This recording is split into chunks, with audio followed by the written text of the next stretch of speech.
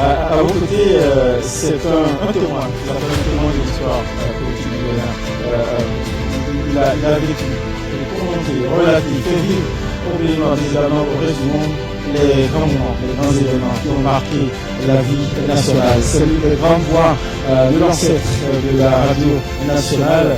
Jérémy Isidore, merci d'avoir cette minute partagée avec nous un regard transversal sur la radio du pays. C'est le Je veux commencer en écouter pendant que vous nous suivez attentivement dans le déroulement du premier panel. On a écouté les citoyens, les enfants à l'intérieur. On est d'abord allé à l'extérieur vers nos citoyens de la diaspora. Et les partages avec nous suivaient leur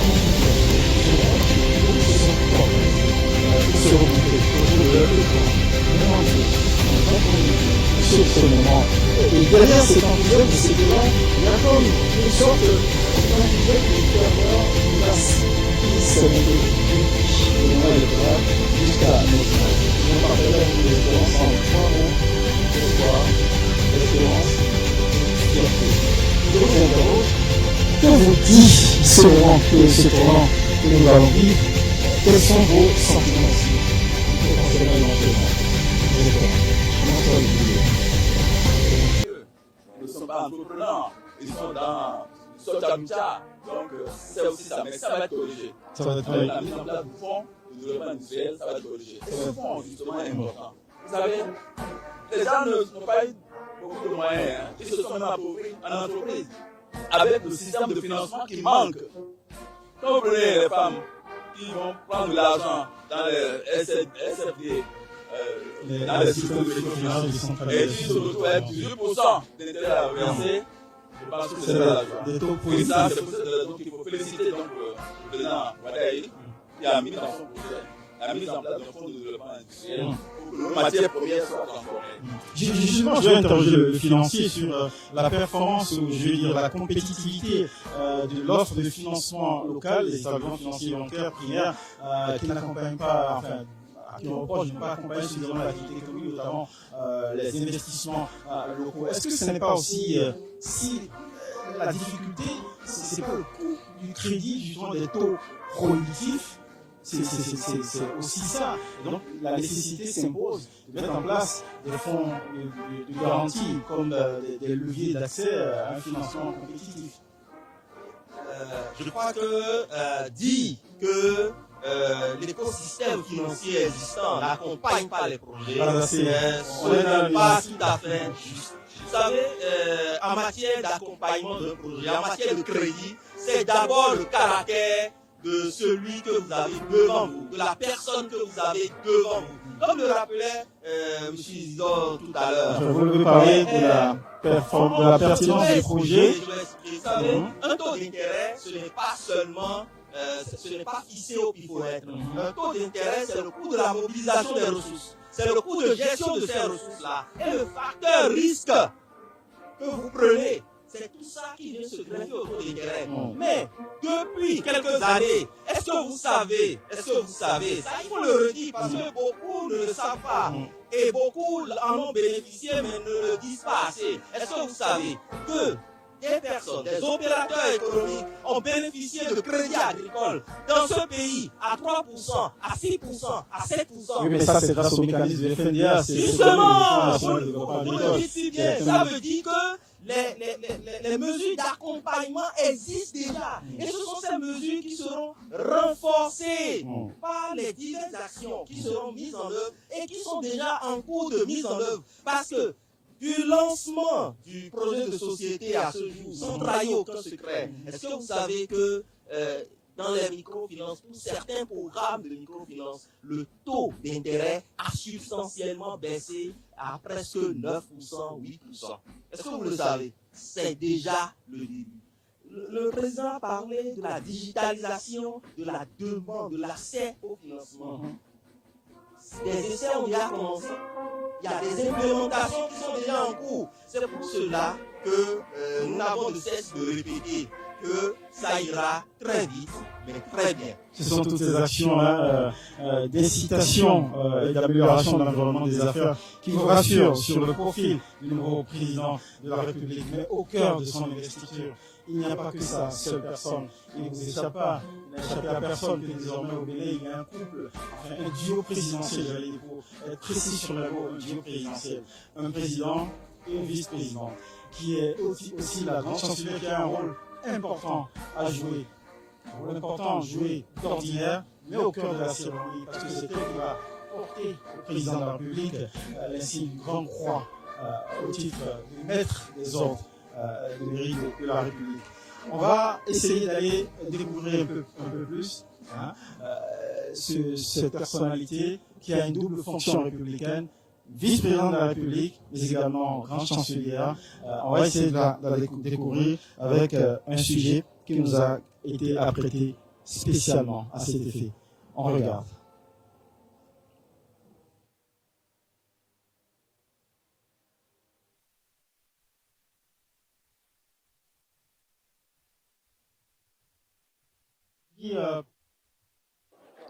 Dans les hautes sphères de l'État, elle aura été bien plus qu'une silhouette institutionnelle. Pendant 5 années, Mariam Chabi Talata Zime Yerima a incarné une fonction, mais surtout une présence. De 2021 à 2026, la vice-présidente a porté l'image du pays sous l'égide du président de la République. Ces actions se sont inscrites dans une dynamique de représentation du chef de l'État à de grandes rencontres et sommets où d'importantes décisions sur leur développement sont prises par les nations.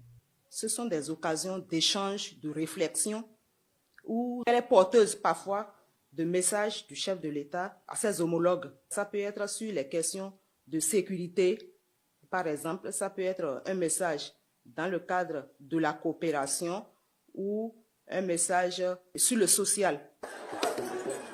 Tout au long de son mandat, une place de choix a été attribuée à la promotion des droits des femmes et des filles. Mariam Chabi Talata met un point d'honneur à lutter contre toute forme de violence à leur encontre et fait du leadership féminin son cheval de bataille. Elle mène ce combat au quotidien. À partir de 2023, elle a initié et organisé chaque année une rencontre, la rencontre intergénérationnelle des femmes leaders politiques. Et ça, c'est une rencontre qui se tient à Niki, en marge de la gagnante de la Nyonkogi.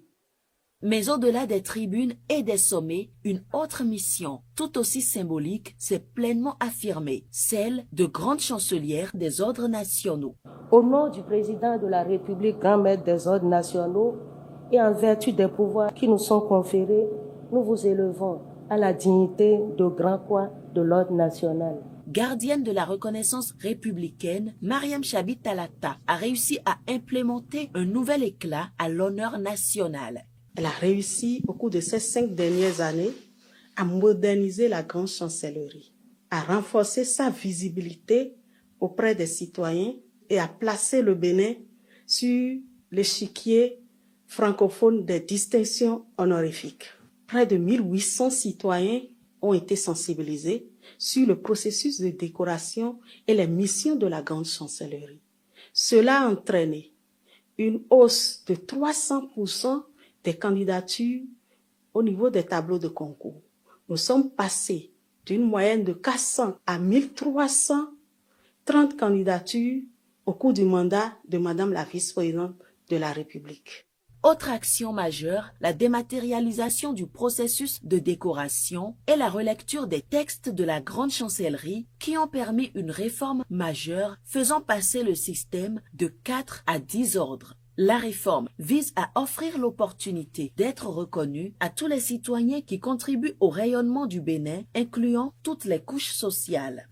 Il y a eu également l'institution du prix du grand maître, qui est destiné aux jeunes de moins de 30 ans. Nous avons l'habitude de dire aux âmes bien nées, la valeur n'attend point le nombre d'années. Pour les jeunes qui ont œuvré d'une manière ou d'une autre, qui ont rendu des services éminents à la nation, la grande chancelière a pensé aussi à cette jeunesse en instituant ce prix du grand maître. Nous avons également la création de l'émission télévisée La Nation vous est reconnaissante, qui met en lumière les décorés, leur parcours exemplaire pour servir d'exemple à la jeune génération. Et l'histoire ne s'arrête pas là. Derrière les réformes engagées, d'autres chantiers avancent encore, portés par une même volonté: faire de la reconnaissance, de l'excellence et du service à la nation des valeurs durablement inscrites dans l'avenir du Bénin. Chers invités, priorité au direct, je sais que vous êtes captivés par ce qui se passe ici, au pied du toit du palais des congrès où nous trouvons pour officier ce plateau, parce que les choses se précisent. Il y a une grande mobilisation, une ferveur, une fièvre qui se développe là, justement sur le site Le Théâtre, qui va accueillir l'investiture du président élu de la République. Mais à la Marina aussi, ça bouge. On vient d'écouter, de suivre ce sujet sur les mérites d'une grande dame qui a incarné, habité les fonctions de vice-présidente. Elle a fait preuve de tout sauf de figuration. On revient pour en parler. Mais priorité au direct, on va à la Marina, ça bouge aussi à la Marina. On va retrouver Marcel Laforcy qui va partager avec nous les instances de ce qui se passe à la Marina. Marcel Laforcy, qu'est-ce qui s'y passe? Osias Sonouveau, je vous ai entendu dire que ça bouge. Oui, effectivement, ça bouge, mais sans grand bruit, sinon sans bruit. L'attente touche à sa fin ici au palais de la Marina. Dans quelques minutes seulement, l'arrivée du président élu Romuald Wadagni. Patrice Talon, le président sortant, est déjà là, assis dans son bureau en tant que président de la République pour une dernière fois, c'est sûr. Et c'est le moment pour moi, le moment pour nous d'insister sur le caractère exceptionnel de ce que nous vivons ce matin. C'est un moment important, vous le savez bien, cette transmission de pouvoir qui se déroule dans un climat apaisé, un climat très calme depuis la fin du processus électoral. Nous parlons d'une image forte pour la démocratie béninoise. Dans quelques instants, je l'ai dit, les deux hommes vont ensemble monter ces marches juste derrière moi, et derrière aussi les portes du bureau présidentiel vont se refermer pour le tête-à-tête, l'entretien à huis clos, le tête-à-tête historique, puis la nouvelle histoire va commencer à l'abri de tous les regards. Merci à vous, Marcel Laforcy, d'assouvir notre attente légitime de voir ce qui se passe à la Marina. Cet instant, c'est acte 1 qui va s'officier la passation de charge en Patrice Talon et son successeur Romuald Wadagni, derrière ce tête-à-tête dont on aura hélas aucun écho. Oui, Pierre, on est toujours curieux de savoir ce qui se passe dans l'alcôve présidentielle. Ici, ça bouge vraiment. Il y a une très forte mobilisation des invités conviés à cette cérémonie d'investiture, ce moment politique de transition politique. Derrière l'investiture du président, au cœur de l'investiture du président élu, il y a aussi la vice-présidente qui est la grande chancelière, qui sera au cœur du rituel républicain d'incarnation du pouvoir par les symboles qui sont attachés au président, qu'on fera porter au président élu, notamment le collier du Grand Croix. Mais derrière ce geste symbolique, la vice-présidente de la République a incarné une charge qu'elle a occupée pleinement et de façon avec beaucoup de brio, non seulement au Bénin, à travers des causes sociales, mais aussi à l'étranger. Elle a porté le flambeau du Bénin. Est-ce que vous comprenez pourquoi elle a été maintenue d'un régime à l'autre, j'allais presque dire, du mandat présidentiel de Patrice Talon, eh bien, on a de la chance en direct. Avant de répondre à ma question, on voit l'ancien président Boni Yayi qui a rejoint les invités et qui a fait honneur à l'invitation républicaine de participer activement, en tout cas en tant que grand convive, grand invité à cette cérémonie d'investiture. C'est aussi ainsi de voir le président Boni Yayi venir assister à cette question. Et le président Boni Yayi a fait son entrée sous l'air de l'Alléluia qui est chanté. Et on sent derrière nous une grande ferveur, une grande émotion en ce grand jour de joie pour la communauté chrétienne et pour ceux qui sont également à Grand Popo, que nous n'oublions pas. c'est en ce moment, à 7 heures, que le président Bouniaï a fait son entrée, et c'est très important qu'il soit là. C'est la preuve que le président Romiad Wadaï est le président qui réunit tout le monde et qui va réunir tout ce qui est IPAS dans l'unité et dans l'unité. Un petit mot sur la présence de Bouniaï à cette cérémonie, Isidore Moussou. Il y a peut-être une dimension politique à cette présence, elle n'est pas fortuite. Hein. La présence de Bouniaï, l'ancien président, à cette cérémonie, il a reconnu aussi, félicité, encouragé le président élu, même si ils sont partis, le principal parti d'opposition, la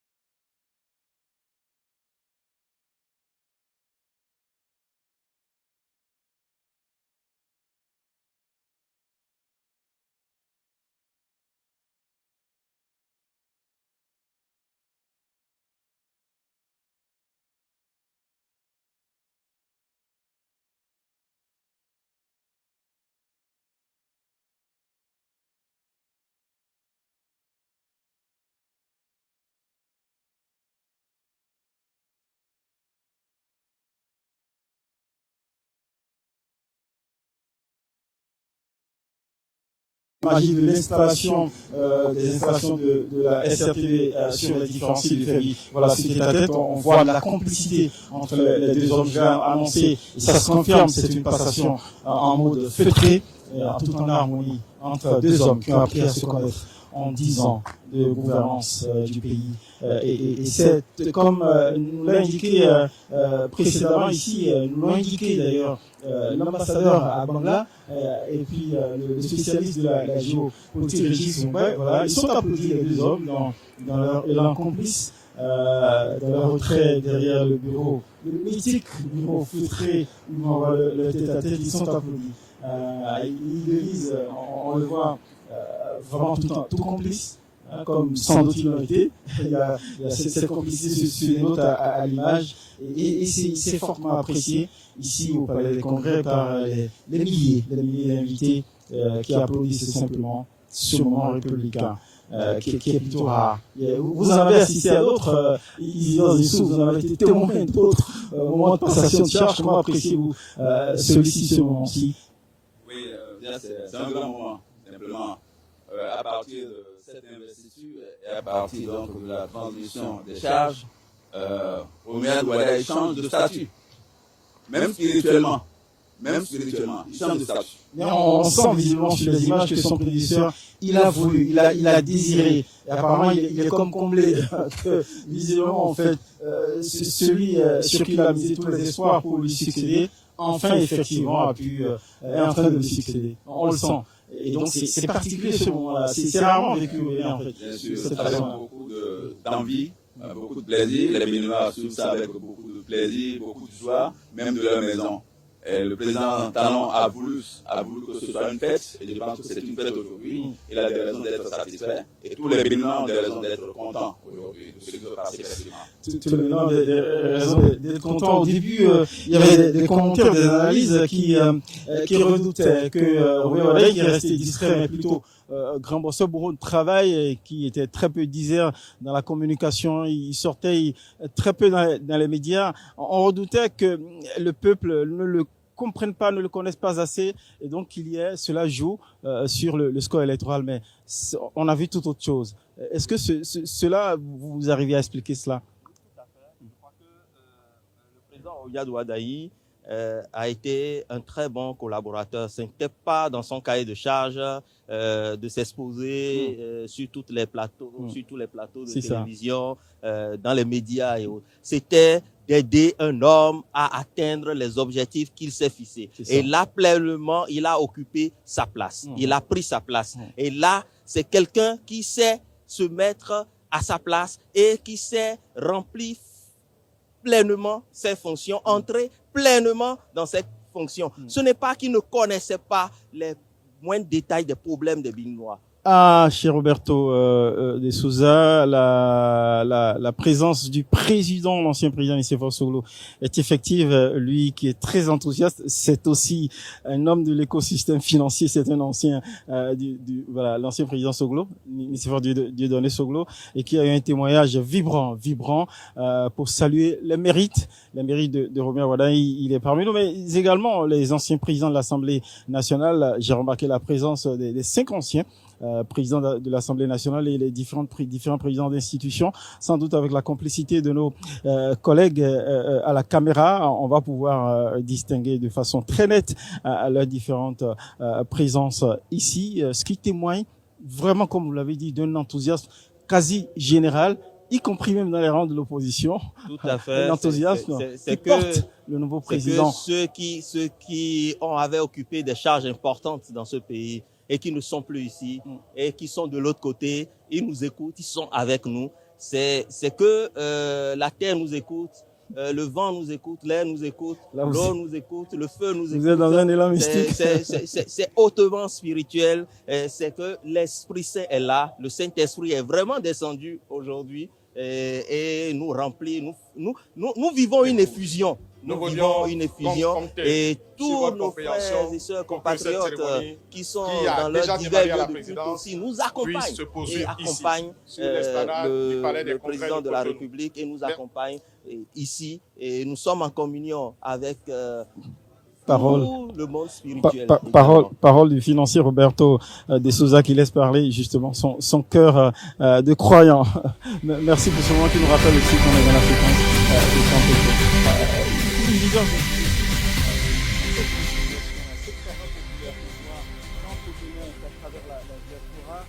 C'est au-delà de la reconnaissance de la compétence de Romain Wadaï, il y a aussi le doigté sans doute de son prédécesseur, le doigté dans le choix du candidat, du successeur. Ça aussi, c'est un mérite qu'on ne souligne pas assez. Oui, vous indiquez tout à l'heure, avant cette dernière question, Mmh. vous étiez en train donc de rapporter des inquiétudes de certaines branches de notre population qui indiquaient que Romain Wadaï n'est pas très connu.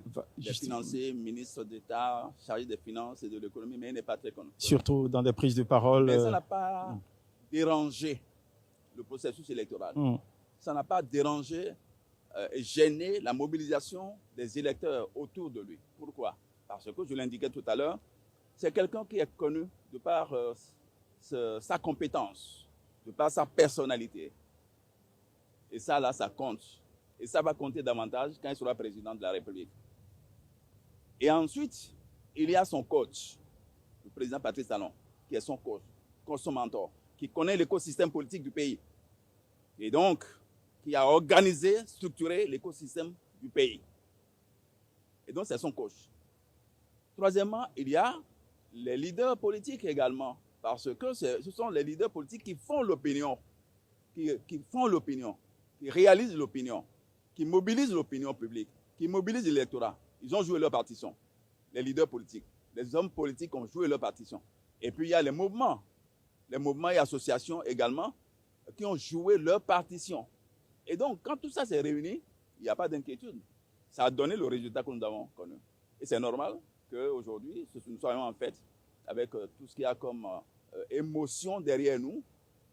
L'arrivée du président Boni Yayi, des anciens présidents de l'Assemblée nationale, des présidents d'institutions. Beaucoup de personnalités. Et ce qu'on ne dit pas souvent, corps diplomatique, c'est que les vols étaient pleins ces derniers jours. De l'étranger, beaucoup de gens. Si vous permettez, on va sur le théâtre cérémoniel pour entendre l'esplanade du Palais des Congrès de Cotonou. Aussi, voudrions-nous vous prier d'offrir à Madame la vice-présidente de la République l'accueil convenable. Merci.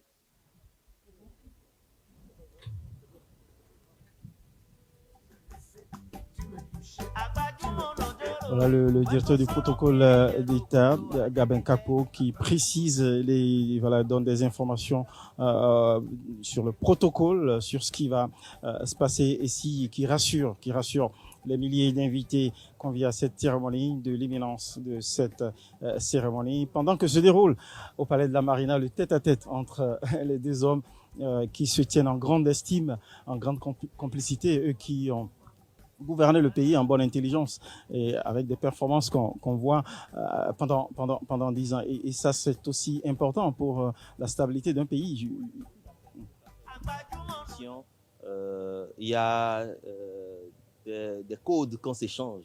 Parce qu'il y a aussi le fait que quand un président qui n'a pas été aux affaires, qui vient d'un sérail totalement loin des administrations, il doit littéralement tout apprendre à connaître l'État. Mais là, Wada, il connaît l'appareil du dedans pendant 10 ans pour l'avoir piloté, copiloté avec Patrice Talon, j'allais dire. Je disais tantôt que lorsqu'il y a transmission de pouvoir, il y a des codes, il y a des dossiers dont on parle, parce que vous savez, les informations, c'est niveau par niveau. C'est cela. C'est niveau par niveau. À son niveau, il n'avait peut-être pas encore accès à toutes les informations, à toutes les données. Aujourd'hui, il aura la pleine connaissance de ce qui se passe au palais de la Marina. Il aura accès à des choses auxquelles nous n'avons pas accès, auxquelles il n'avait pas accès. Et il n'y a que son prédécesseur pour lui communiquer cela. Bon, en dehors du secret défense, j'imagine qu'il a une large connaissance des affaires de l'État. C'est important pour l'État, pour la continuité des États, leur gouvernance. Trêve de commentaires, on retourne pour entendre le directeur du protocole. Le président de la République va se mettre en place. Prélude à l'arrivée ici même, sur l'esplanade du Palais des Congrès de Cotonou, du président de la République élu et de son épouse. Je vous prie donc d'y prêter attention et d'offrir l'accueil qu'il se doit à Madame la vice-présidente de la République, mais aussi au président de la République et à son épouse. Merci. Voilà, les choses se mettent en place ici avec les interventions du directeur du protocole d'État, Monsieur Gabin Kakpo, qui précise les choses ici et nous rassure sur l'imminence justement du démarrage de cette cérémonie d'investiture que tout le monde piaffe de n'en rien rater. Donc on intervenait justement sur l'importance, Isidore Zinsou, qu'un homme, un président élu est déjà, c'est un avantage, c'est un atout qu'il maîtrise déjà les dossiers de l'État. Ça facilite la transition et donc la continuité. Bien sûr. Bien sûr, c'est vrai que Wadaï n'a pas été au cœur de la gestion du pouvoir d'État. Parce que ça, c'est une autre affaire, c'est une autre dimension de la chose. Il n'a pas été au cœur de la gestion du pouvoir d'État, avec tout ce que cela implique comme comportement, comme information, comme aptitude et réflexe. C'est vrai. Mais c'est également vrai qu'il n'est pas resté très loin non plus de la gestion du pouvoir d'État. Mesdames et messieurs, la vice-présidente de la République fait son entrée sur l'esplanade du Palais des Congrès de Cotonou. Merci de l'accueillir comme il se doit. Merci. Ça va au commandement.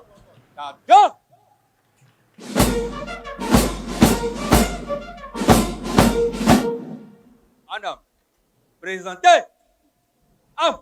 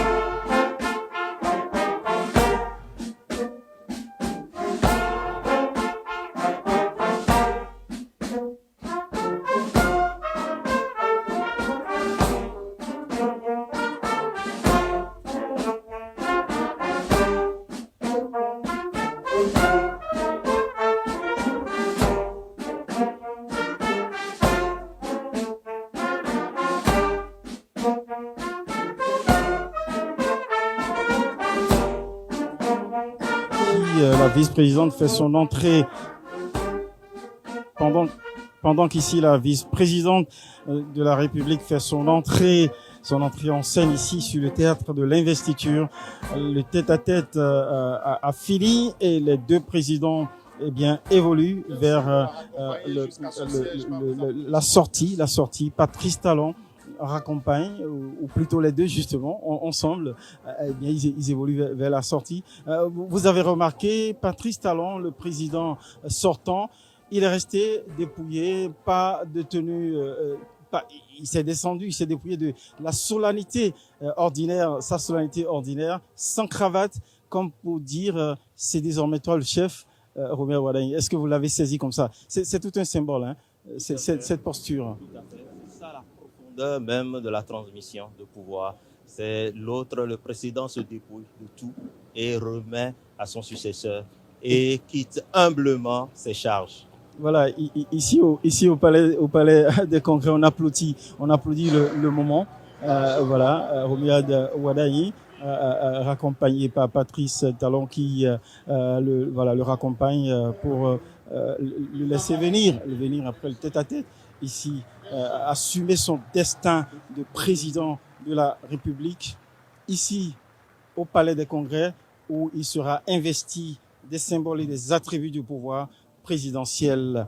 Il va traverser ce petit itinéraire qui sépare le palais de la Marina avec cette belle vue que nous offre la réalisation pour venir ici, Patrice Talon, qui va s'apprêter à prendre congé définitivement du palais de la Marina en tant que président de la République. Quelle humilité, Patrice Talon, qui accueille et raccompagne. Il vient à la rencontre pour le tête-à-tête ultime avec son successeur un peu dépouillé de l'apparat du pouvoir présidentiel sans cravate, et permet et laisse toute l'amplitude de l'incarnation du pouvoir présidentiel à son successeur Robert Wadagne. C'est un grand moment politique, mais en même temps un moment de télévision que nous offrent ces deux hommes.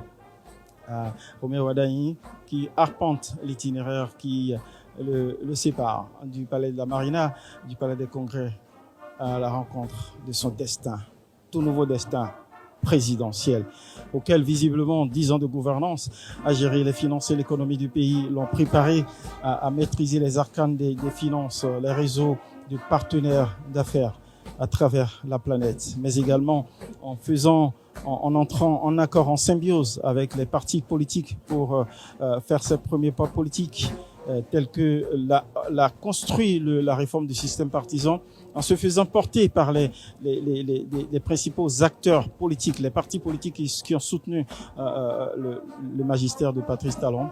Eh bien, Robert Wadagne s'est entouré aussi de ces entités politiques pour que les performances qu'il pourrait réaliser en termes de management économique, de développement économique et social, puissent être soutenues aussi par un appareillage politique, un soutien politique dont il a besoin. Et c'est très important, le soutien politique aussi dans la gouvernance et la réussite de la gouvernance.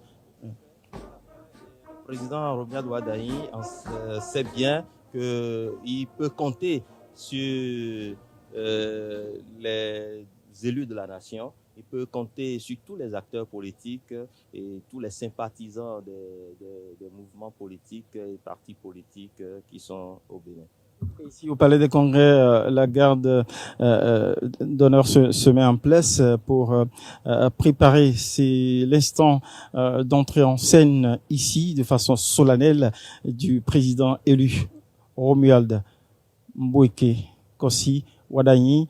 Nous allons permettre, on vous retrouve dans un instant. Je me sépare momentanément de mes invités pour ce deuxième panel placé sous le signe de l'investiture comme un acte de naissance du mandat présidentiel de Romuald Mboueke Kossi Wardani. Je vais permettre à mes collègues des langues nationales, Marissa Bozo pour la langue fon, et puis Pascaline Cora pour le bâtonneau, de faire vivre également je vous demande à tous d'applaudir nos encore une citoyens fois. qui ne parlent pas le français, de pouvoir officier camper ce qui se passe ici.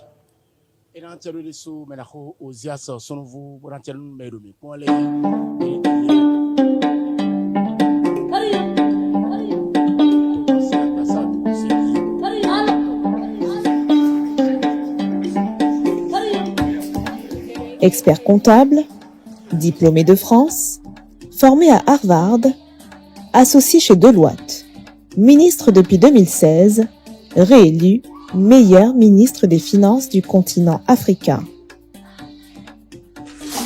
Tapez son nom sur Google, la bio est impressionnante.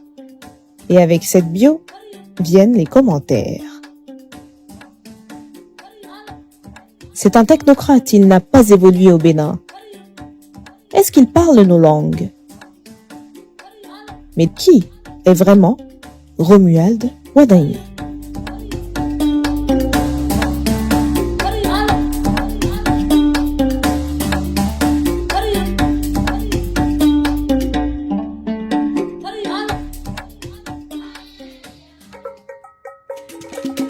Avant les salles de conseil, avant les négociations internationales, il y a une enfance béninoise.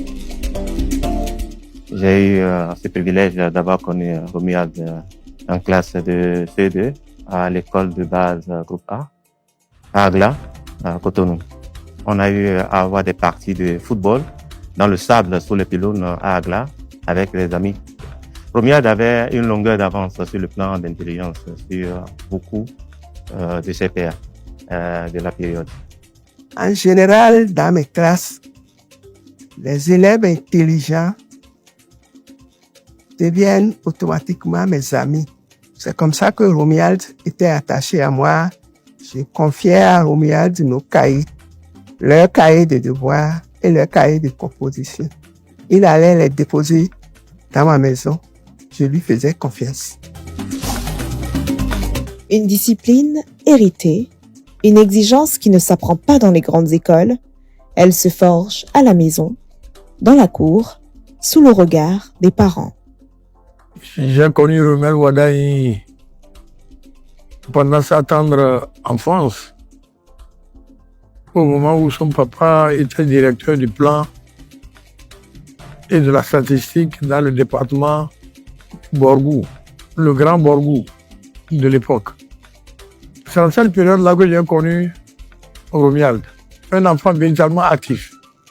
Romuald aidait son papa à charger les caisses, les cartons et les bidons de Vive PAM. Et j'ai trouvé que cette initiative d'aider son père à charger les cartons, à charger les bidons, était quelque chose qui démontrait déjà qu'il avait un caractère serviable.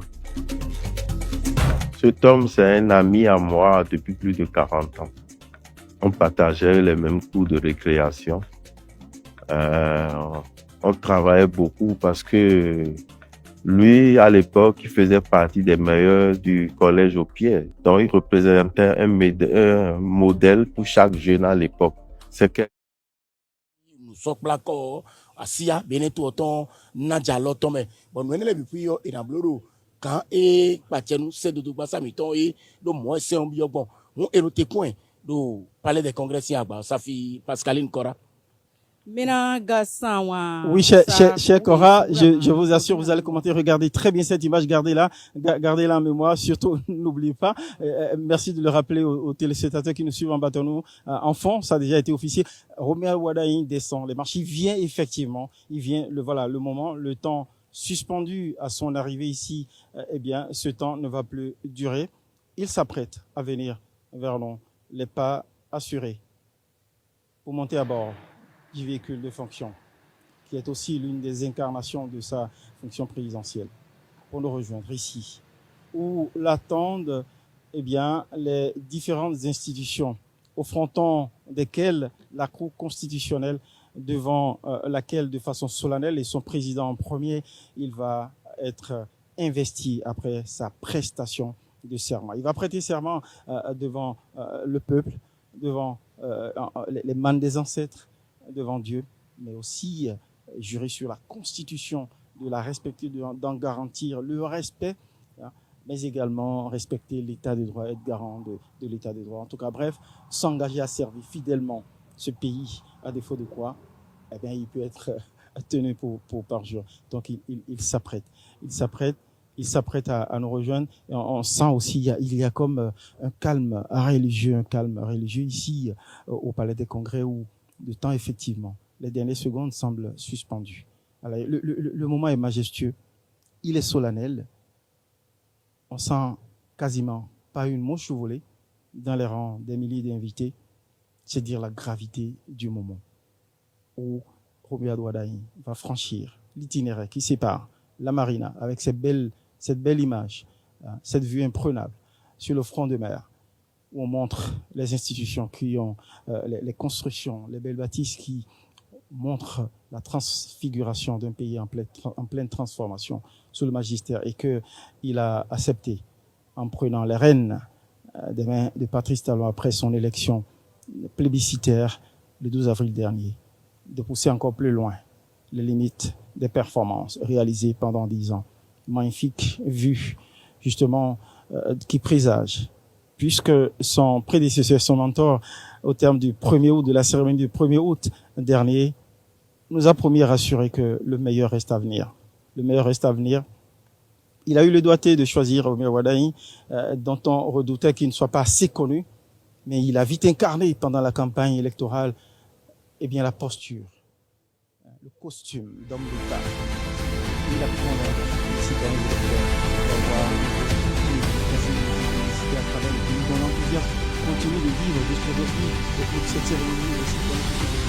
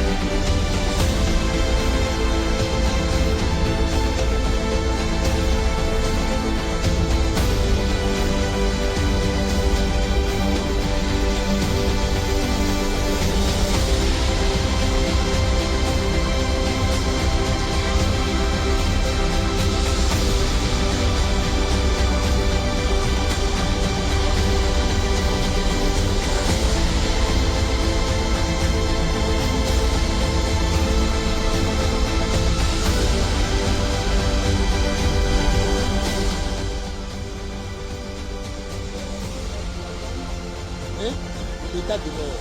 C'est une posture d'expression de la continuité de l'État. C'est ce que vous avez dit là. Merci Et pour... ça, c'est le président Talon. Merci pour ces arrêts, ce décryptage. On va passer la main tout de suite au directeur du protocole.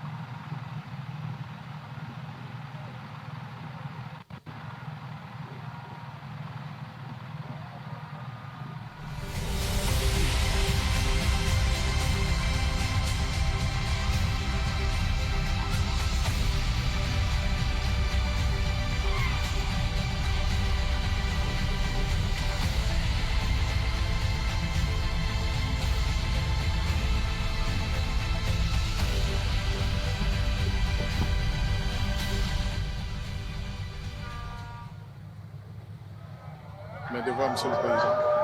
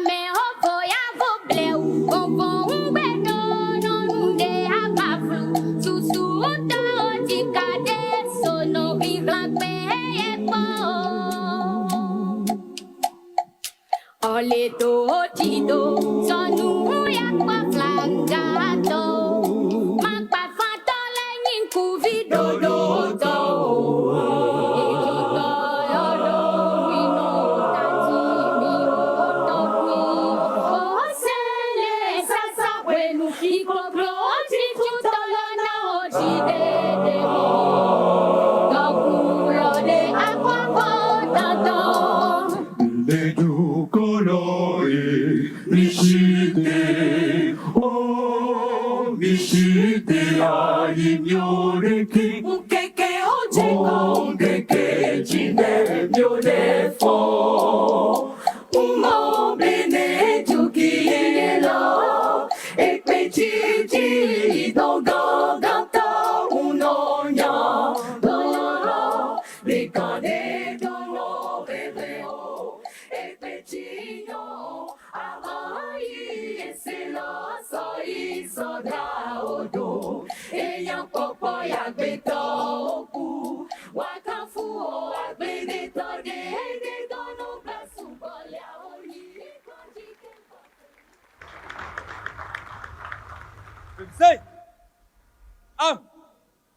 Repos.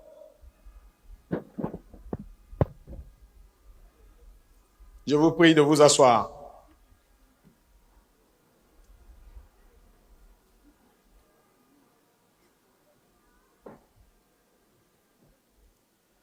Monsieur le Président de la République élu, Madame Nathalie Villette-Ouadani, épouse du Président de la République élu, Madame la Vice-Présidente de la République réélue, Monsieur le Président de l'Assemblée nationale, Monsieur le Président de la Cour constitutionnelle, Monsieur le Président, Madame la Présidente de la Cour des comptes, Mesdames et Messieurs, les présidents des institutions de la République, Mesdames et Messieurs, les anciens présidents des institutions de la République, très éminentes personnalités, députés à l'Assemblée nationale, membres de la Cour des comptes, membres de la Cour suprême, Messieurs les ministres d'État, Mesdames et Messieurs les membres du gouvernement, Excellences, Mesdames et Messieurs les chefs de délégations étrangères,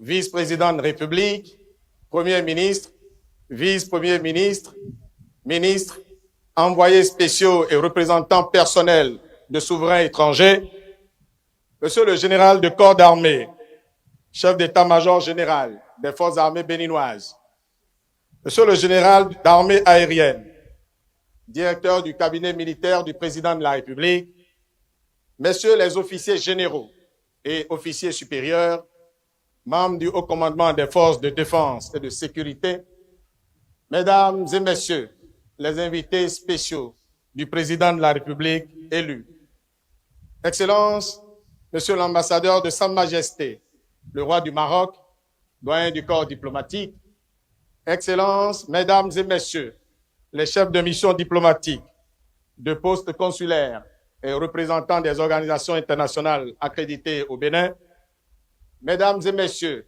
les hauts fonctionnaires de la République, éminentes personnalités, chefs de partis politiques, universitaires, responsables de divers ordres professionnels et religieux, chefs d'entreprise, majestés, têtes couronnées, rois, sages et notables, distingués invités en vos titres et grades respectifs, Mesdames, Messieurs.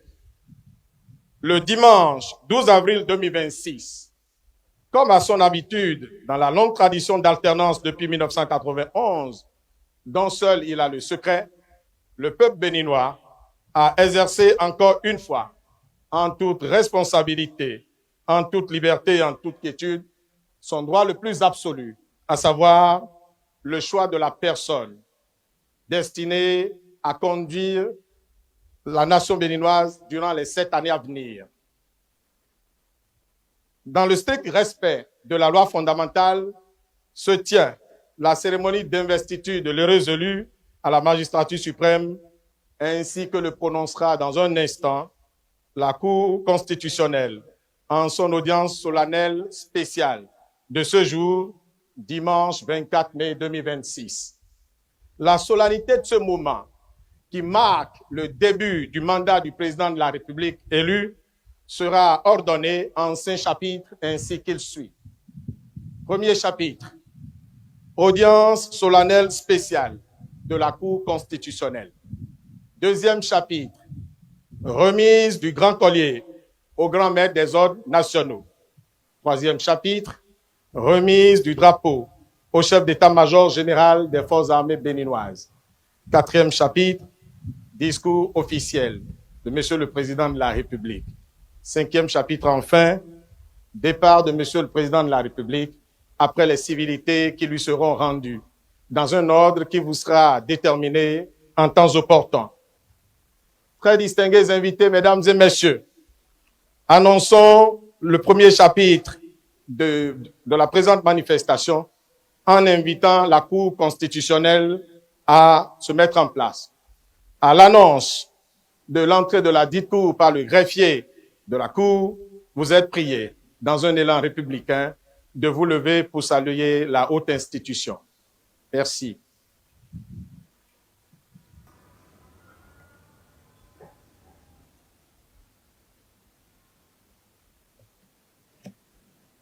La Cour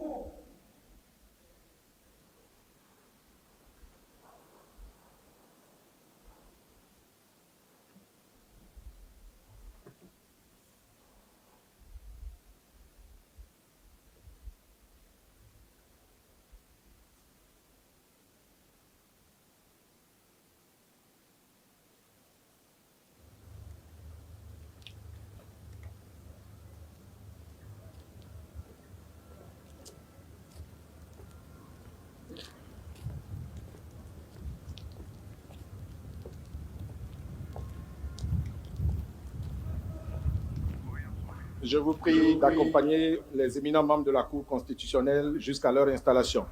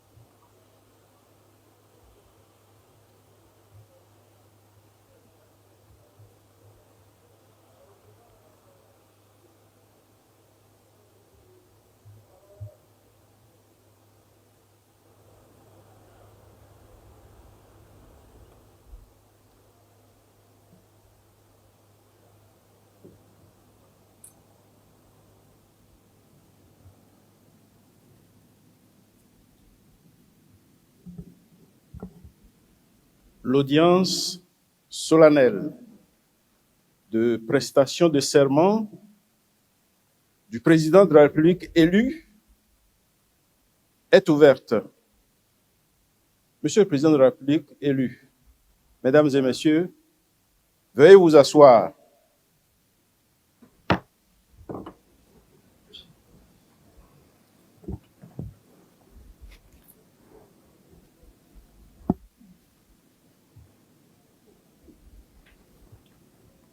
Monsieur le greffier en chef,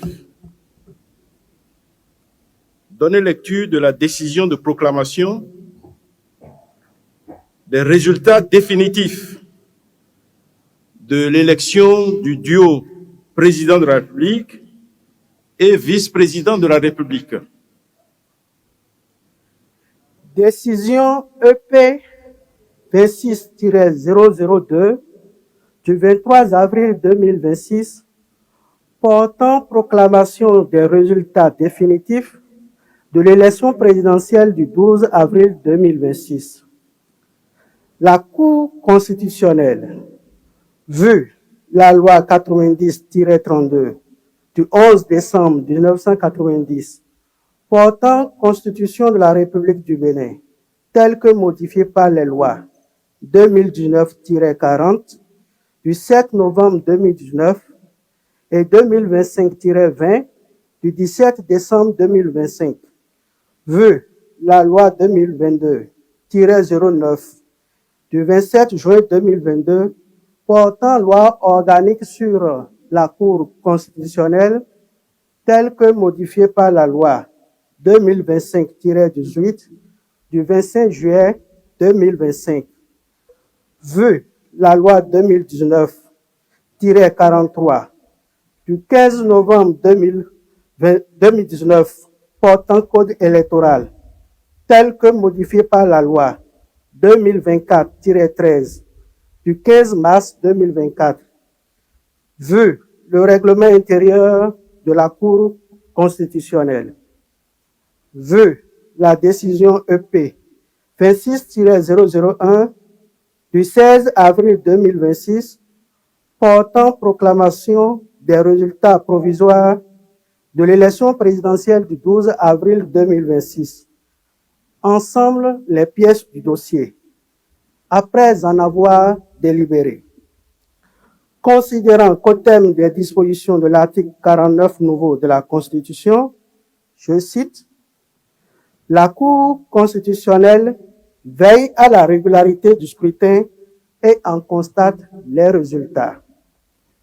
L'élection du duo président de la République et vice-président de la République fait l'objet d'une proclamation provisoire. Si aucune contestation relative à la régularité des opérations électorales n'a été déposée au greffe de la Cour constitutionnelle par l'un des candidats dans les 5 jours de la proclamation provisoire, la Cour constitutionnelle déclare le duo président de la République et vice-président de la République définitivement élu. En cas de contestation, la Cour constitutionnelle est tenue de statuer dans les 10 jours de la proclamation provisoire. Sa décision emporte proclamation définitive ou annulation de l'élection. Si aucune contestation n'a été soulevée dans le délai de 5 jours, et si la Cour constitutionnelle estime que l'élection n'était entachée d'aucune irrégularité de nature à en entraîner l'annulation, elle proclame l'élection du duo président de la République et vice-président de la République. En cas d'annulation, il est procédé à un nouveau tour de scrutin dans les 14 jours de la décision. Fin de citation.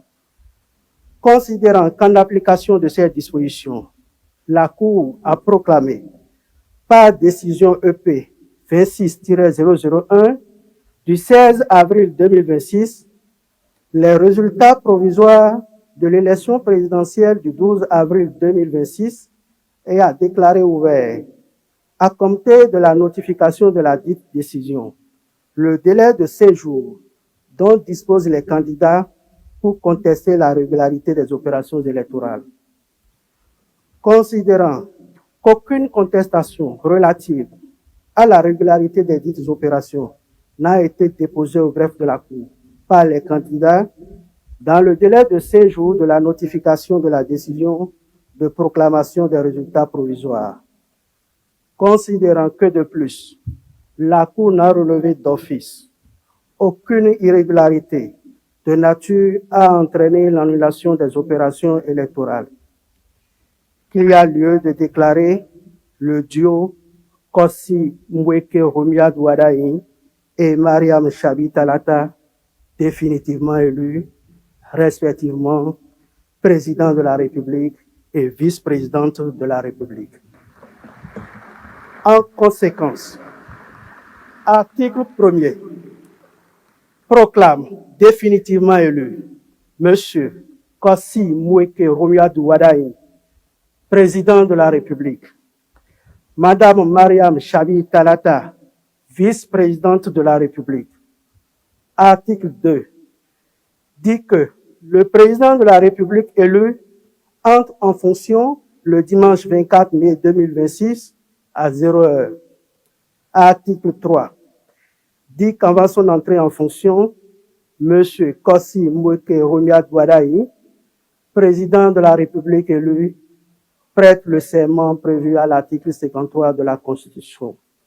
La présente proclamation des résultats définitifs sera notifiée à M. Kossi Mbweke Romuald Wadaini, à Mme Mariam Chabi Talata, au président de la Commission électorale nationale autonome, au président de l'Assemblée nationale, au président de la République et publié au journal officiel.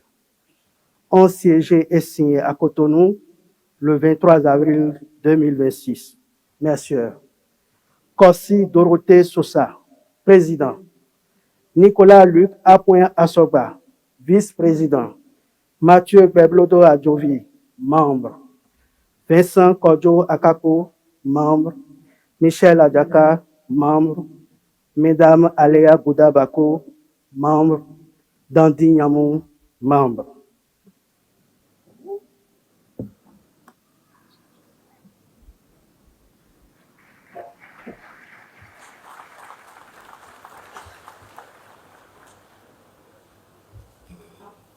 Nous invitons à présent M.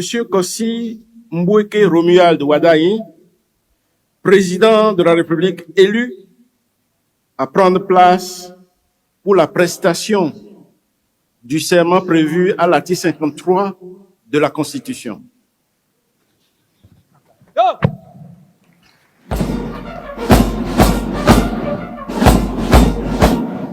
Anna, présentez.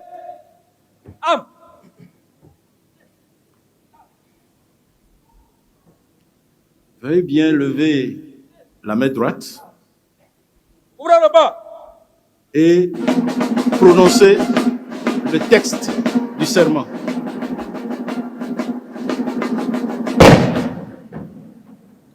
Devant Dieu, les mâles des ancêtres, la nation et devant le peuple béninois, seul détenteur de la souveraineté. Nous, Kossi Mbweke Romuald Wadaini, président de la République élu conformément aux lois de la République, jurons solennellement de respecter et de défendre la Constitution que le peuple béninois s'est librement donnée, de remplir loyalement les hautes fonctions que la nation nous a confiées, de ne nous laisser guider que par l'intérêt général et le respect des droits de la personne humaine, de consacrer toutes nos forces à la recherche et à la promotion du bien commun, de la paix et de l'unité nationale, de préserver l'intégrité du territoire national, de nous conduire partout en fidèles et loyaux serviteurs du peuple. En cas de parjure, que nous subissions les rigueurs de la loi. Fermez le bas.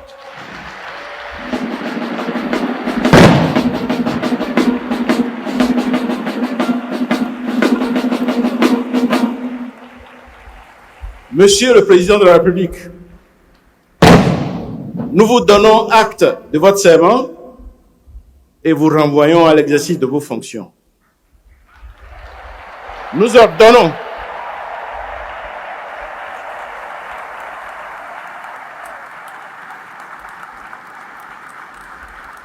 ordonnons au greffier en chef de dresser procès verbal de la présente prestation de serment, dont copie sera notifiée au président de la République, publiée au journal officiel de la République du Bénin et partout où besoin sera. Monsieur le Président de la République, nous vous adressons au nom des membres de la Cour constitutionnelle et en notre nom personnel nos chaleureuses félicitations et nos vœux de plein succès. L'audience solennelle de prestation de serment du président de la République vient ainsi de s'achever. Nous invitons Monsieur le directeur général du protocole d'État et des conférences de reprendre la direction de la cérémonie d'investiture du président de la République.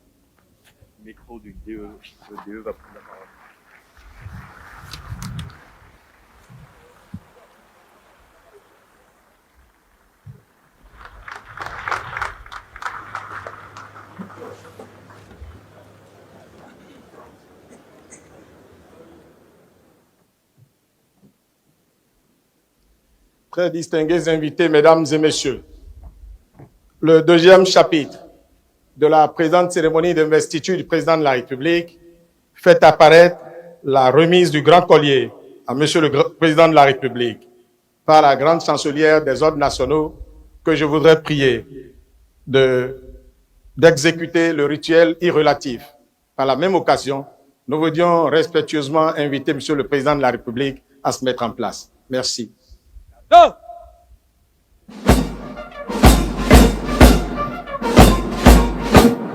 Présentez. Am.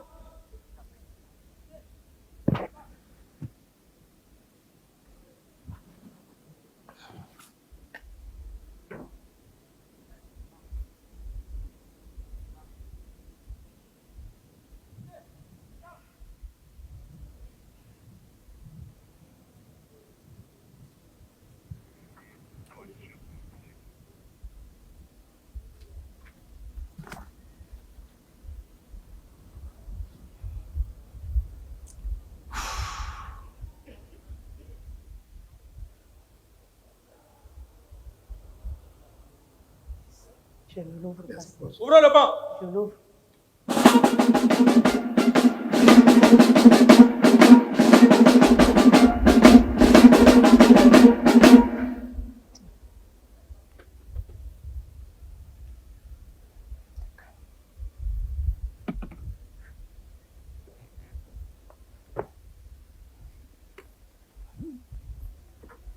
Monsieur le Président de la République, nous vous reconnaissons, grand maître des ordres nationaux du Bénin.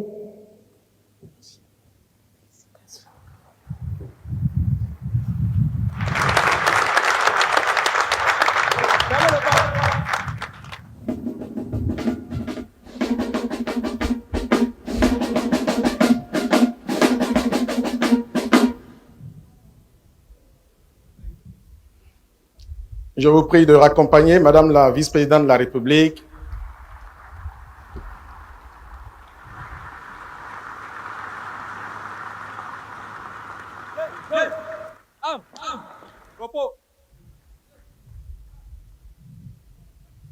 Distingués invités, Mesdames et Messieurs, Président de la République, chef de l'État, chef du gouvernement, chef suprême des armées, M. Romuald Wadani remettra au chef d'état-major général le drapeau de commandement, symbole d'unité nationale.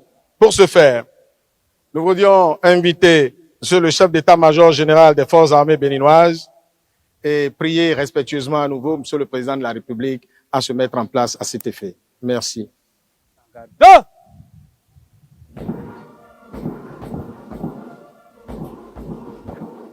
En homme. Présentez. Am.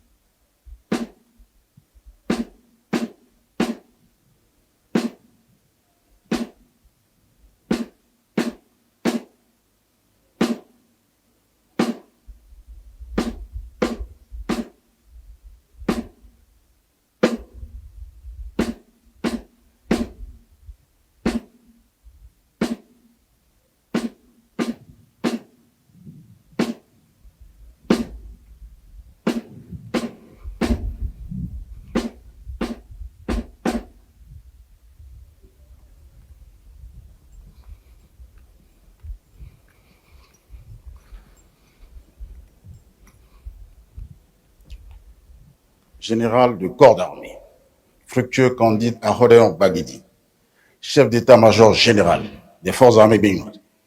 Mes respects, Monsieur le Président de la République.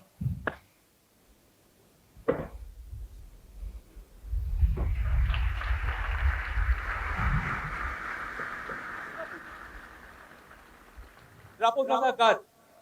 Gagnez votre emplacement.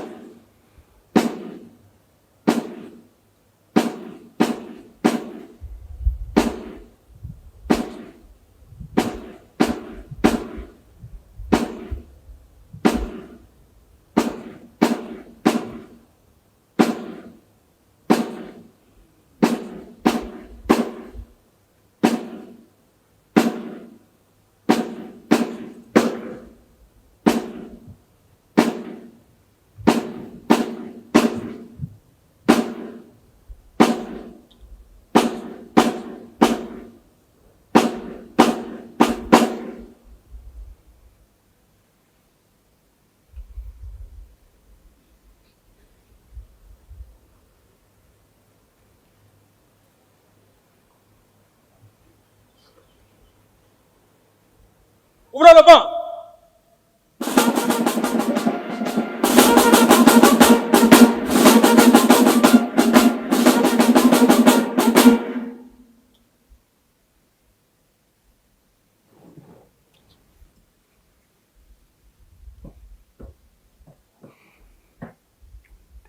Monsieur le Président de la République, je vous présente le drapeau national en votre qualité de chef suprême des armées.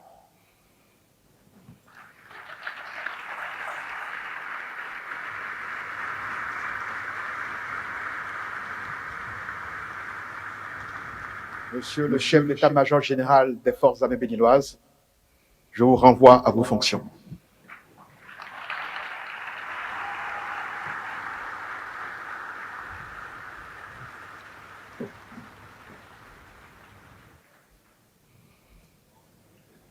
Fermez le banc.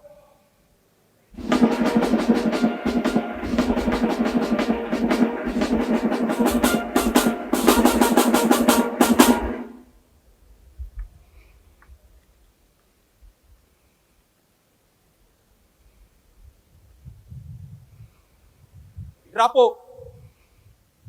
Regagnez votre garde.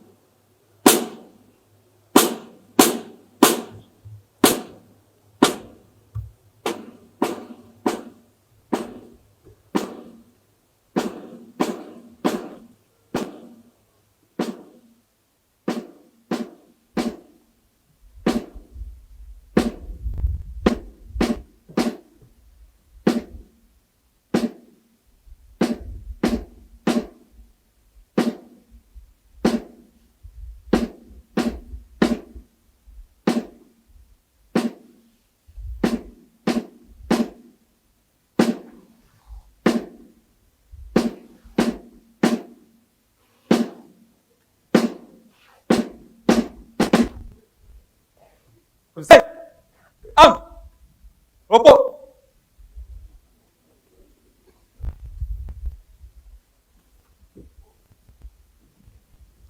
Très distinguées personnalités, mesdames et messieurs, au 4e chapitre de la présente manifestation est prévue la prise de parole de Monsieur le Président de la République.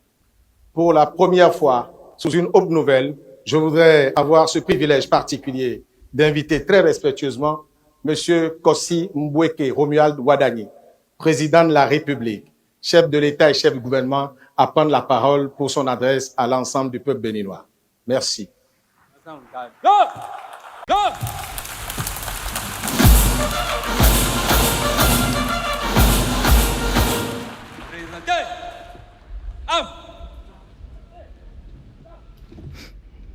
Ouvrez le banc.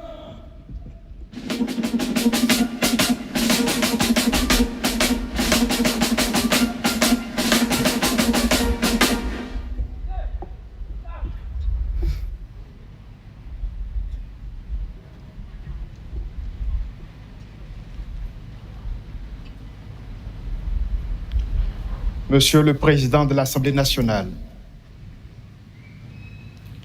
Monsieur le Président de la Cour constitutionnelle, Mesdames et Messieurs les membres des institutions de la République, Mesdames et Messieurs les représentants du gouvernement étranger, Mesdames et Messieurs les membres du corps diplomatique et les représentants des organisations internationales,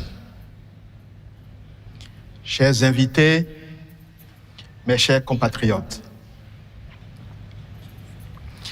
en cet instant où le peuple béninois me confie la charge suprême de conduire notre nation, j'éprouve un sentiment profond de reconnaissance et de gravité.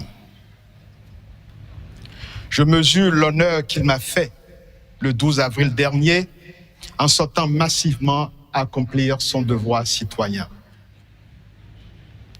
Je mesure surtout la responsabilité qui en découle.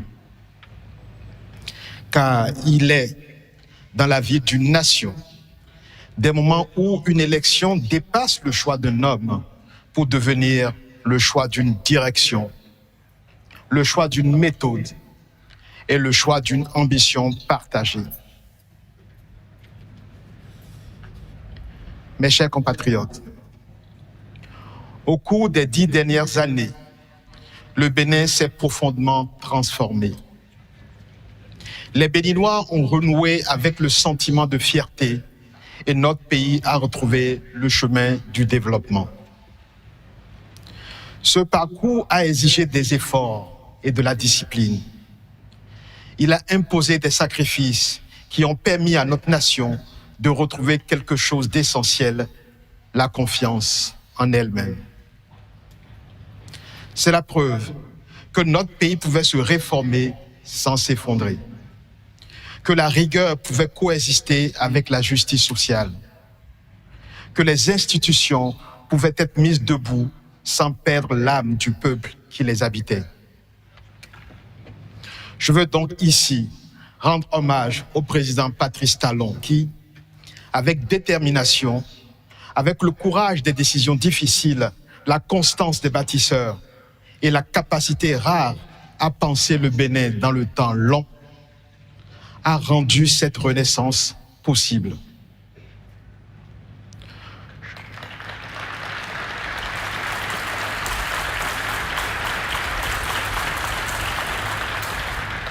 Je voudrais aussi rendre hommage à nos pères fondateurs, en particulier aux autres présidents qui se sont succédés à la tête du Bénin depuis l'avènement du renouveau démocratique en 1990. Je veux citer les présidents Nicéphore Dieudonné Soglo, Mathieu Kérékou et Boni Yahi.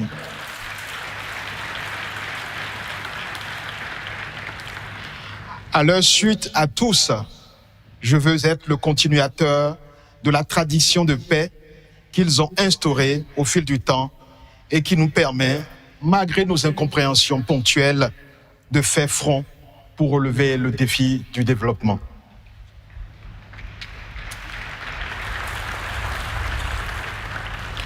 Mes chers compatriotes, après le travail de révélation et de transformation engagé, notre devoir est désormais clair. Faire en sorte que la force retrouvée par notre État se traduise plus profondément dans la vie quotidienne de chaque famille béninoise.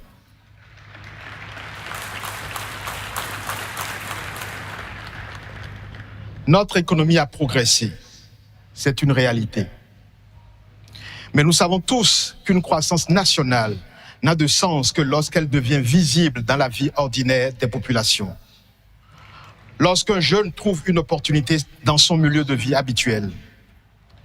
Oui, la croissance est encore plus perceptible lorsqu'une mère peut faire soigner son enfant sans craindre le coût des soins. Lorsqu'un agriculteur peut vendre sa production parce que la route est praticable. Lorsqu'une famille peut accéder à l'eau potable, à l'électricité, à un logement décent. C'est dire, le développement du Bénin doit se vivre dans chaque composante de la cité et dans chaque territoire de la République. Aux jeunes du Bénin, qui refusent les fatalités anciennes et veulent réussir ici, chez eux, par leur travail, je veux dire ceci. Le Bénin croit en vous. Et il vous donnera les chances de réussir.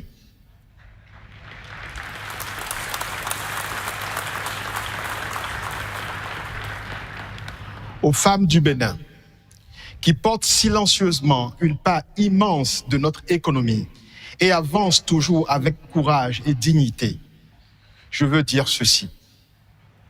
Votre accès au financement, à la propriété, à la protection sociale et aux responsabilités seront renforcés.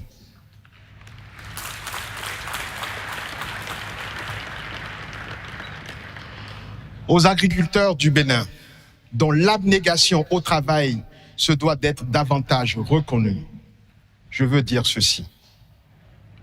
Vous aurez un meilleur accès à la mécanisation, aux semences adaptées, au financement pertinent et aux équipements de transformation de vos produits. Nous construirons une protection sociale agricole parce qu'une nation qui respecte celles et ceux qui la nourrissent est une nation qui se respecte elle-même.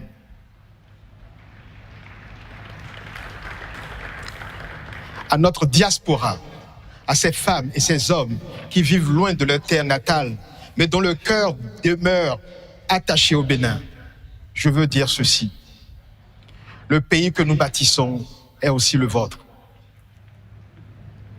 Et à celles et ceux que l'histoire a éloignés de cette terre il y a des siècles, fils et filles d'Afrique dispersés par la traite, je veux dire ceci. Le Bénin sera toujours là, maison de retour. Notre porte demeure ouverte et notre mémoire fidèle.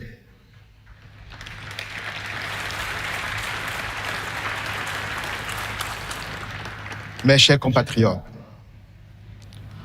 en prêtant serment devant la nation, je prends aussi un engagement clair, celui d'être le garant de nos institutions, de l'état de droit et des libertés fondamentales.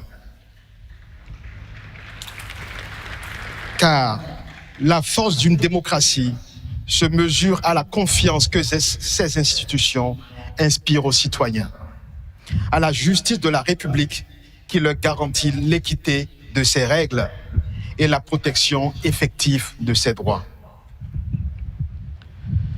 Cela sera d'autant plus important que notre région vit une période de tension grave avec le terrorisme qui progresse. Mais je peux vous rassurer, le Bénin ne cédera ni à la peur, ni au relâchement.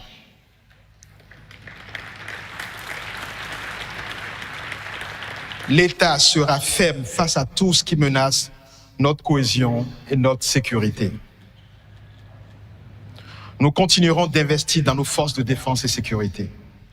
Et surtout, nous allons également construire la sécurité par la poursuite du développement des services sociaux de base, l'offre d'opportunités économiques locales et le maintien de la présence effective de l'État partout sur le territoire. Il en sera ainsi, car notre sécurité est notre unité, et notre unité est notre force. Mes chers compatriotes, avec nos pays voisins, nous mettrons un accent particulier sur l'approfondissement de la coopération régionale. Le Bénin continuera d'agir pour la stabilité, le dialogue et le respect. À nos pays frères d'Afrique et d'abord à nos voisins de la sous-région, dont je veux saluer ici la présence à nos côtés, tant elle nous réjouit. Je veux renouveler le message de fraternité du peuple béninois. Ma conviction est que, dans une sous-région confrontée au péril terroriste, nous sommes condamnés à travailler ensemble. Je veux donc réitérer la disponibilité du Bénin à agir de concert avec eux pour venir à bout de ce fléau. Je veux leur dire ma conviction qu'ensemble avec eux, nous pouvons bâtir une Afrique puissante en faisant nos propres choix d'orientation. Nos propres choix d'orientation stratégique et surtout en veillant à leurs bonnes exécutions. À nos partenaires internationaux, ceux qui nous soutiennent dans cette démarche, je veux dire que le Bénin demeurera fidèle à ses engagements et attaché à des partenariats fondés sur le respect mutuel, la confiance et l'intérêt partagé. Le Bénin restera ouvert au monde sans jamais s'éloigner de lui-même.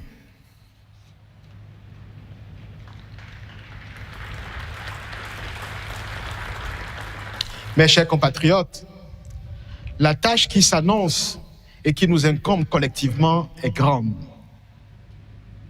Je n'ai cependant pas de doute quant à notre capacité à relever le défi. Je suis persuadé que, comme nous l'avons fait ces dernières années, pour hisser le Bénin au niveau où il se trouve actuellement, nous saurons encore nous mobiliser et nul ne sera de trop sur ce chantier pour prolonger notre belle épopée.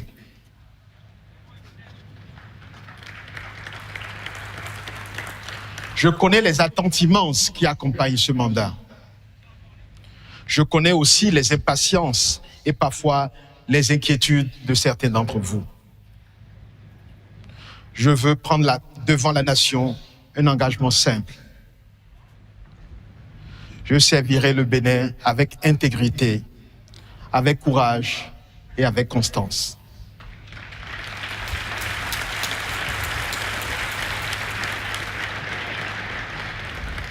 Je servirai avec la conscience permanente que le pouvoir n'est jamais un privilège personnel.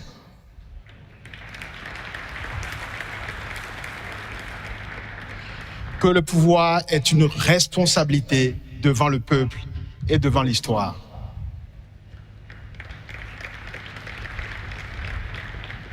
En ce jour, je formule un vœu pour notre nation. Que le Bénin demeure libre. Que le Bénin se tienne debout, toujours plus haut.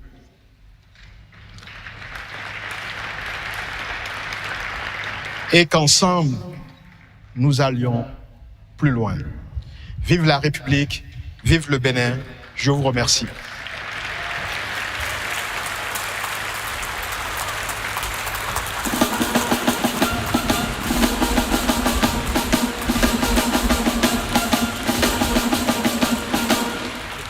Il me plaît de porter à votre bienveillante attention que le cérémonial de retrait de Monsieur le Président de la République et de la Première Dame sera organisé ainsi qu'il suit. Au chapitre des civilités, le Président de la République et son épouse recevront les félicitations des personnalités ci-après.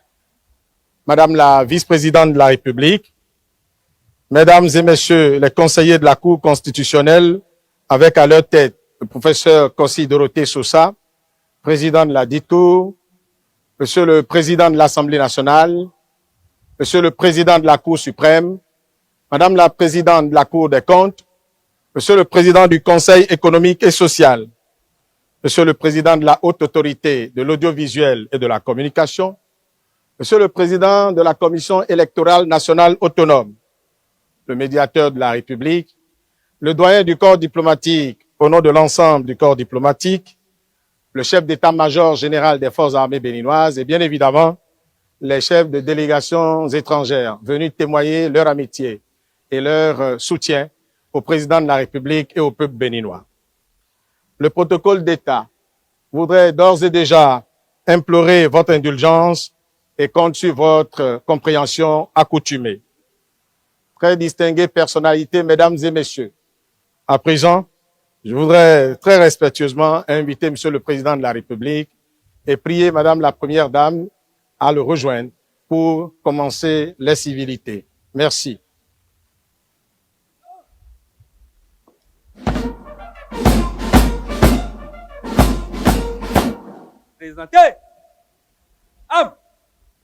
Je voudrais inviter Madame la Vice-Présidente de la République à féliciter le Président de la République ainsi que la Première Dame.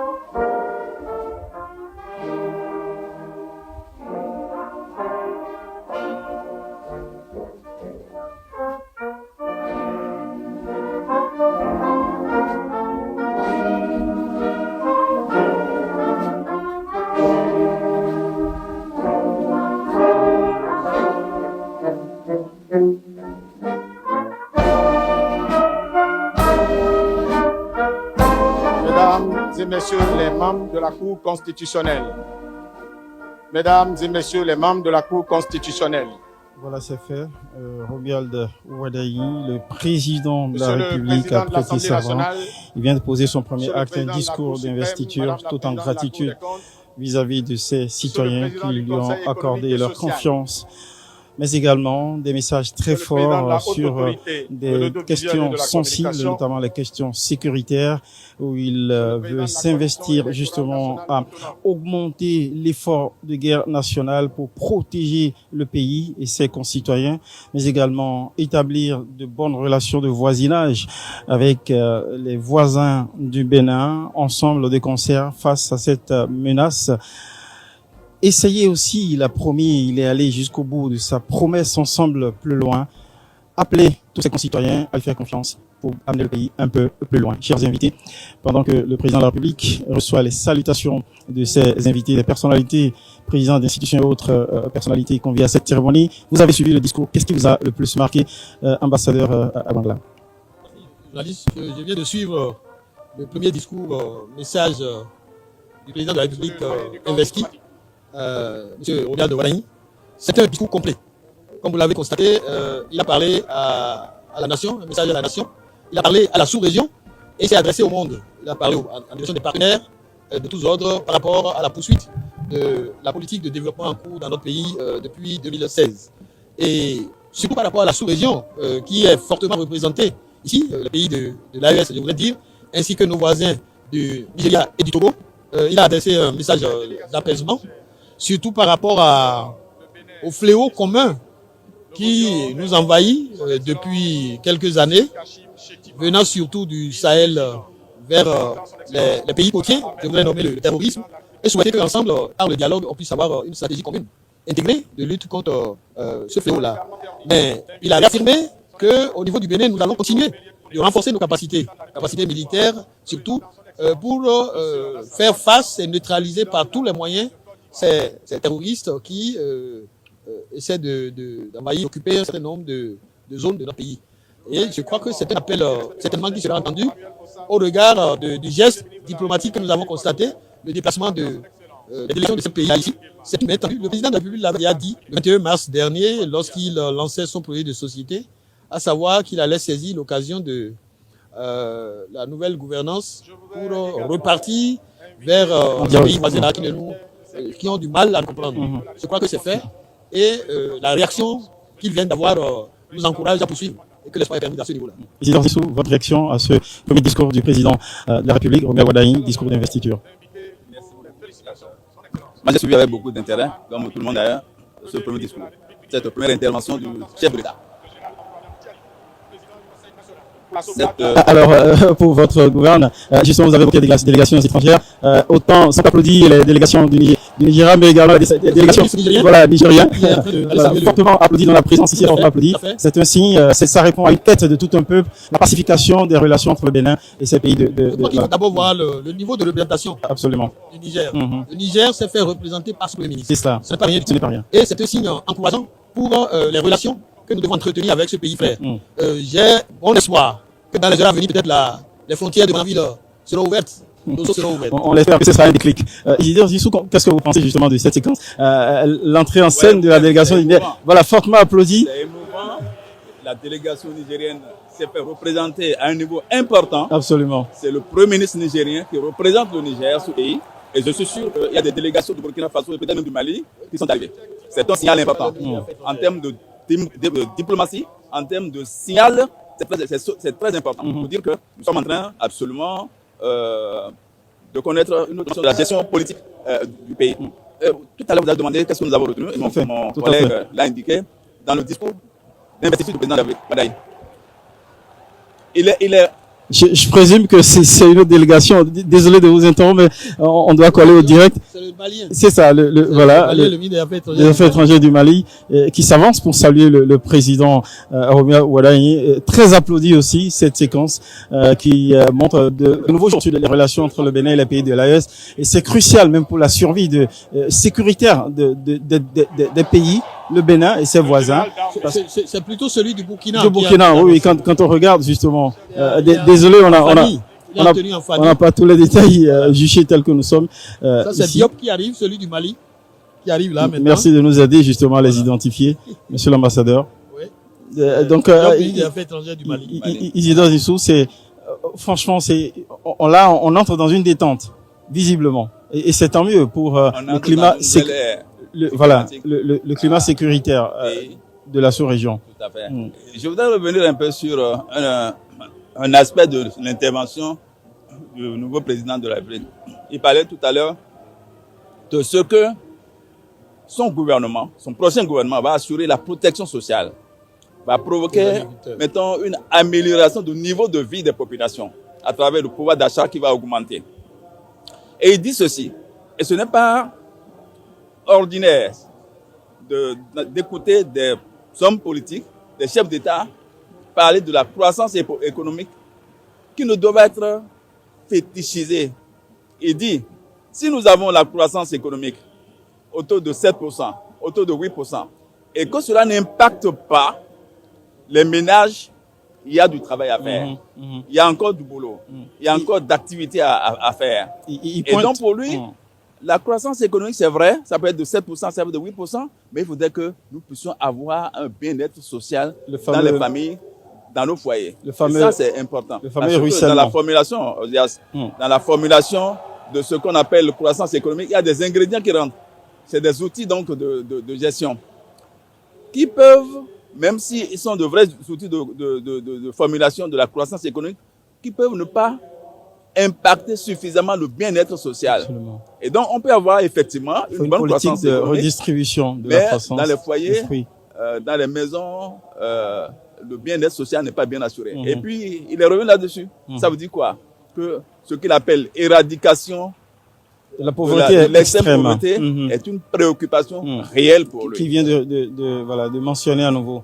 De toute façon, on a l'impression que le président Wadaini n'a pas du tout perdu les déclarations qu'il avait faites déjà dans son projet de société qu'il a assez expliqué durant la campagne, qui montre qu'il est très préoccupé par les attentes sociales de plus en plus croissantes dans notre pays. M. Zissou vient de démontrer, fondamentalement, il veut lutter contre l'extrême pauvreté, s'attaquer à cela. Maintenant que nous avons engrangé la prospérité, il faut la partager, que cela soit ressenti au niveau des foyers. Et nous avons également noté que le président de la République s'est adressé aux jeunes. Il s'est adressé aux jeunes en leur demandant, en leur promettant qu'il leur donnera J'invite M. de la réussite au niveau de leur volonté, également aux femmes, l'accès au crédit, à la propriété et à la protection sociale, aux agriculteurs, à qui il promet la protection sociale agricole. Il avait déjà annoncé qu'ils auront c'était l'une des originalités pension de retraite. de sa réponse. Les agriculteurs sont les grands travailleurs de notre pays, que la République pense à leur accorder une pension de retraite. Je pense que c'est une volonté politique affichée qui mérite d'être soulignée. On n'a pas oublié la diaspora, à qui il demande de considérer que ce pays est le leur. Et cette diaspora, je crois qu'elle doit pouvoir développer une diplomatie citoyenne. Elle va représenter le pays aujourd'hui, partout où il se trouve dans le monde, et être fière de ce qui se passe dans notre pays. Nous avons retrouvé notre voie de développement. Le président il a affirmé. On voit que les institutions régionales sont fortement représentées. Le président de la BOAD s'apprête justement à aller faire. Bien que ça, je voulais souligner quand même les autres voisins. Le Nigeria qui s'est fait représenter par le vice-président de la République. C'est très important parce que nous avons une grande ambition avec le Nigeria. C'est de créer une zone économique spécialisée qui doit pouvoir nous rapprocher et être un prélude à l'intégration économique régionale que nous visons. Et de l'autre côté, le Togo, qui est représenté par une députée proche, envoyée spéciale au personnel du président Sibé, qui vraiment est une démonstration, une expression de la volonté de collaboration régionale que l'ensemble des pays du voisinage a affiché cette cérémonie-là, qui mérite d'être appréciée. Les afro-descendants, vous avez vu, même hier encore, il y a eu une cérémonie. Le pays leur est ouvert. Ils considèrent ce pays comme le leur désormais parce qu'il y a un certain nombre de facilités qui leur sont accordées pour qu'ils reviennent à leur terre natale. On va essayer d'avoir quelques échos de cette séquence de salutations et d'hommages rendus au président élu par des délégations étrangères, parmi lesquelles j'ai noté le plus grand homme d'affaires, acteur économique du continent, du pays du voisin d'à côté. On va revenir là-dessus. On entend quelques séquences et on revient pour commenter.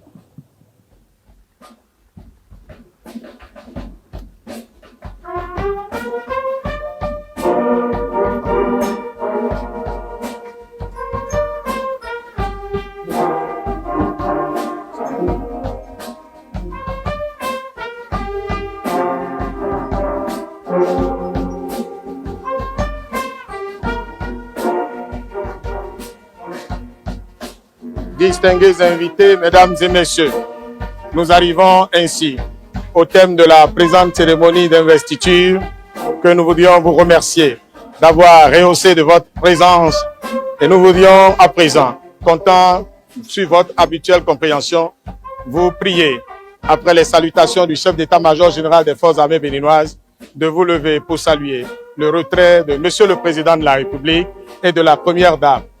Merci pour votre présence, merci encore et agréable journée à chacun et à tous. Merci.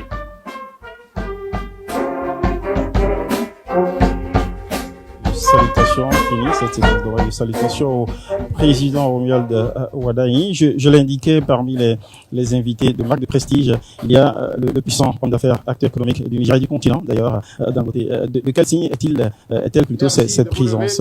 Isidore Zinsou, la présence de Dangote ici. La présence de Dangote.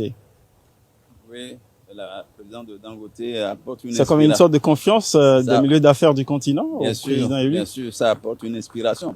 C'est-à-dire que lorsque des hommes d'affaires, des chefs d'entreprise de cette carrure, de ce niveau, arrivent et participent à une cérémonie d'investiture du chef de l'État, ça fait un signal au niveau du monde des affaires. C'est ça. C'est très important. C'est très important pour le pays. Et le président Romuald Wadaini qui va se retirer accompagné de la première dame qu'on le voit drapé dans une très belle robe couleur indigo qui indique justement un attachement aux racines africaines, aux valeurs patrimoniales africaines, un attachement à nos potentialités nationales et endogènes. C'est sûr que ça va faire énormément plaisir aux citoyens de voir la première dame incarner une posture à travers laquelle ils se reconnaissent. C'est un signe, c'est un bon signe aussi d'attachement, de regard des dirigeants justement au peuple sur lequel ils se sentent ancrés, la question d'ancrage avec le peuple qu'on est appelé à diriger. C'est un bon signe de voir la première dame ainsi habillée par une création de nos couturiers, de nos stylistes locaux. Exactement. Ça renvoie à l'attachement à l'authenticité aux racines. président investi allait saluer ses prédécesseurs. Tout à fait. Il les a déjà cités dans. C'est peut-être sur quoi on Yahi. Voilà, là. Il les avait déjà cités depuis le président Soko, le président Yahi, après les hommages du président Talon. Et c'est une considération. Et il a pris l'engagement de s'inscrire dans leur volonté de développer, de réaliser l'unité nationale, la cohésion sociale et le développement durable dans ce pays. Et ça, ce qu'il fait, c'est la réalité que nous constatons là. Après les anciens présidents de la République, les anciens présidents de l'Assemblée nationale, et avec le président Moussou, qui a pris à la suite Nicolas Lauré, qui fait une geste affectueuse, Mathieu Finago aussi à côté. Nous constatons que. Voilà, cet échange aussi, ces premiers domaines qui nous échappe à personne, la première dame et l'ancien président Ouliaï, et qui voilà, accompagne le président de la République qui se dirige vers la rangée des invités de délégation des extérieurs. Très grande mobilisation. Très grande mobilisation. Voilà. Après un signe, justement, il a reçu la salutation. Cette fois-ci, il fait un geste de salutation. Il assiste aussi un geste de salutation à l'endroit de tous les invités qui sont mobilisés de part et d'autre de l'espace dressé aux invités ici sur l'esplanade du Palais des Congrès, qui a été totalement transformé pour cette grande occasion. C'est un moment à la fois de télévision sur le grand national où un mandat commence avec cette investiture qui s'est déroulée de très belle manière, sans à-coup, où le nouveau président, dans sa fonction, va alors rencontrer son destin présidentiel avec des mots d'engagement très forts qui font écho aux promesses fortes également qu'il avait faites lors de la présentation de son projet de société, à savoir élever cette nation le plus loin possible, ne jamais faiblir, s'armer de courage, de détermination, mais également de probité et d'intégrité, pour reprendre son mot. Et voilà, donc c'est fort de cet engagement et qu'il a professé au bout de son serment, qu'il se retire ici de ce théâtre majestueux, solennel, dressé pour officier son investiture solennelle. Il faut c'est important, chers invités, c'est important, ambassadeur. Monsieur l'ambassadeur à Bangla, il est vraiment important de marquer un arrêt parce que c'est aussi un signe. On l'a pas assez dit, mais en vérité, les délégations étrangères qui sont arrivées sont des délégations qui représentent en fait le désir des différents présidents du continent de venir. Mais cela aurait demandé une extraordinaire mobilisation qui viennent personnellement. Voilà, ils ont finalement tenu quand même à envoyer les représentants pour montrer leur attachement et l'adhésion aussi au magistère tout le monde. C'est parce qu'aujourd'hui, une marque d'ouverture et de considération pour notre pays, comme vous l'avez vu. Oui, la représentation se fait à plusieurs niveaux. Et ce qui est important, c'est que les pays qui sont représentés sont dans la région centrale, la délégation de pays, absolument. Pour marquer cet attachement, non seulement à notre pays, mais à la voie de développement que nous avons trouvé et qui fait son chemin. C'est un exemple que nous sommes en train de donner. Et peut-être que cela. Le président là, il fait profit de ce balourage de l'Iva des citoyens. Il est à Bazaou, il est plus près, justement, il n'est pas loin, il va sans doute, dès que la possibilité de se faire vivre. Mais déjà à distance, on peut l'apercevoir. Cela va peut-être renforcer le repositionnement international de notre pays. Cela est très important. Et renforcer la signature de notre pays auprès des partenaires, aussi des bilatéraux, et c'est le gouvernement ainsi que la délégation. En fait, maintenant, je me dis, 7 ans qu'il a commencé. Alors, même si j'ai vous aussi avec une grande foi dans la première séquence de votre intervention, l'avènement d'un environnement économique beaucoup plus productif en termes de création de richesse et d'emploi. Est-ce que le discours d'investiture vous rassure de ce point de vue-là? Oui, merci beaucoup. Le discours d'investiture du président de la République rassure les compatriotes, les économiques aussi, nos partenaires à l'étranger, rassure les institutions internationales, rassure tous ceux qui opèrent dans le cadre de l'épanouissement de notre pays. Je voudrais revenir sur la présence des représentants des pays de l'AES. Vous savez, sur ce plan, dans ce chapitre, il y a eu déjà du travail. Pour l'avouer, le président Patrice Talon a fait beaucoup d'efforts. Personnellement, il a consenti des sacrifices personnels pour que les relations s'améliorent, s'arrangent, soient restaurées. Mais les choses n'ont pas porté les fruits attendus. Les démarches n'ont pas porté les fruits attendus. Il y a eu quelques résultats, mais cela reste à faire. Et donc, aujourd'hui, on peut être content, satisfait de ce que, avec la mandature du chef de l'État, du président de la République, et avec la présence effective de cette délégation des pays de l'AES, on a changé notablement, sérieusement. Et c'est important parce que, simplement parce que ces relations sont brouillées, peut-être ça avait des préjudices. Vous ne pouvez pas imaginer le nombre de camions, de titans, qui circulent par mois par semaine entre le Niger et le Bénin, entre Burkina Faso, entre Mali et le Bénin. Et les hommes d'affaires sont derrière. Et qui, depuis quelques années, ont connu une baisse avec le gel, oui. Donc c'est important. Tout le temps économique, tout le temps, des affaires, c'est très important. Le président Balaï a dit quelque chose que nous ne devons pas laisser inaperçu dans son intervention. Il a parlé de ce qu'il va promouvoir les libertés publiques, garantir l'état de droit, préserver les acquis démocratiques. Ça, c'est important. Très bien, il est au cœur du théâtre là, du littéraire sur lequel le président a avec cet enthousiasme citoyen populaire qui s'est manifesté lors de l'élection. Et là, justement aussi, autour de son investiture. Qu'est-ce qui se passe autour de vous? Quelle est l'effervescence? Quelle est l'ambiance? Alors là, sur vous, il faut le souligner, l'ambiance, l'effervescence est à son paroxysme. Il y a justement avec moi un témoin de cet événement majeur de la vie politique béninoise, l'honorable Gérard Benonchi. Alors, Gérard Benonchi, bonjour. Bonjour, chers amis de la RCTB. Voilà